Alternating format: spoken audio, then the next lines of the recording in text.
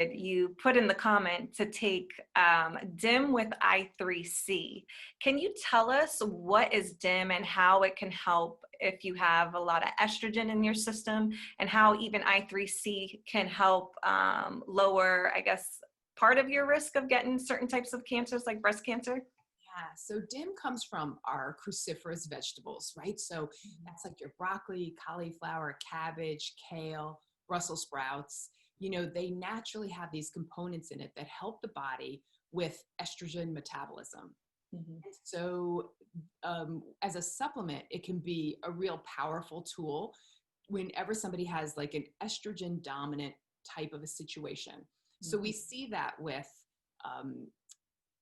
you know, breast and uterine cancers, so estrogen-related cancers, but also PMS, fibroids, you know, PCOS, yep, endometriosis. endometriosis, exactly. So, so what this supplement can do is help with the metabolism of your estrogen and help break it down in a healthier way.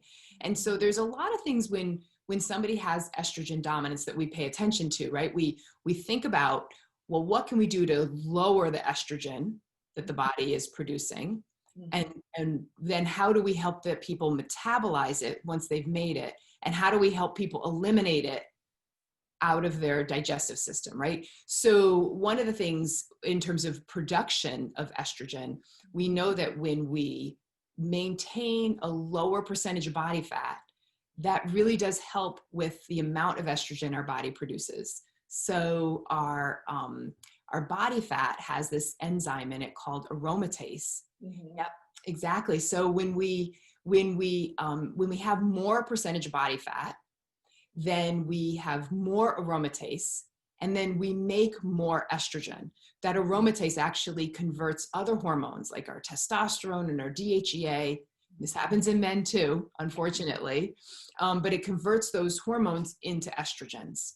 So when we lower our percentage of body fat, when we increase our lean muscle mass, and we lower the amount of body fat we have, we can actually lower the amount of estrogen that's produced in our body, which is a great first step, right? And then we want to work on metabolism of the estrogen. And that's where DIM and I3C comes in. And that just helps with metabolism and the breakdown in a healthier way of the estrogen. And then we also want to make sure we're having regular bowel movements, and we're eating a lot of fiber, and we have the right microbiome, right? Because that helps with the elimination of the estrogen after it's done its job in the body.